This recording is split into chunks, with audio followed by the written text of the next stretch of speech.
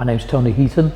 I'm a sculptor and I initiated the National Disability Arts Collection and Archive. A lot of my work is rooted in how the world perceives me and how the world thinks about me as a disabled person.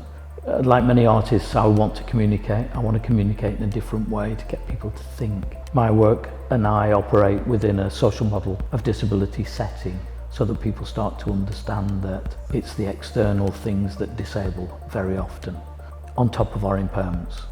Raspberry Ripple's rhyming slang for cripple, and of course cripple is one of those words that's imbued with all kinds of power. Part of the imagery of it, while it attempts to be sexy and pink, is there is a P missing from raspberry. It's a silent P, and I decided to go with the deficit model and leave that P out. I think the arts grew alongside the political movement. It supported it and it spoke in a different way.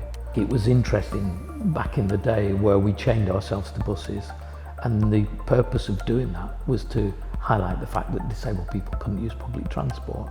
And it's quite astonishing for a younger audience to realise 1970s, you couldn't get on a train, you couldn't get on a bus. Very slowly over a 40-year journey, we've started to make change, and a lot of disabled people have been part of that fight for change.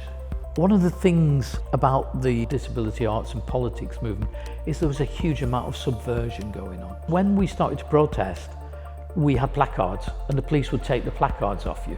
And somebody somewhere said, do you know what, if we do like the t-shirts, we could put slogans on t-shirts because they can't take them away from us. NDACA isn't content to just be an isolated place, but actually we want to bring this story out into the regions. We need to be balanced in a way that the whole of the UK gets access. This is the first time that the work has been shown outside of London. My job here as curator is to bring to the forefront artist stories. So lots of different people from lots of different places are getting the opportunity to familiarise themselves with these fantastic artists and these great stories that are being told. For me, what's really interesting about Poppy Nash's work, this idea of invisible impairment. There's a whole range of people moving through our lives and through our world who are managing invisible impairments.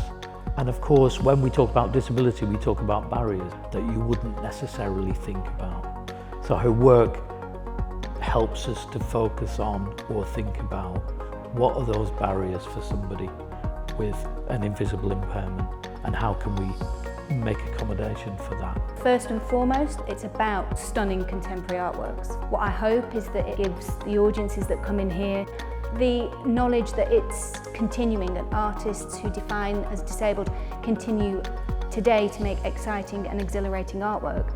So what I hope it will do is encourage those people to go off and find out more about those artists making really valuable contributions to contemporary art. Having Access Fylde Coast, Blackpool Council and the various funders come together and really to invest money in making disabled people aware of the fact that Blackpool's a fantastic place to come to and that there's interesting and exciting culture here.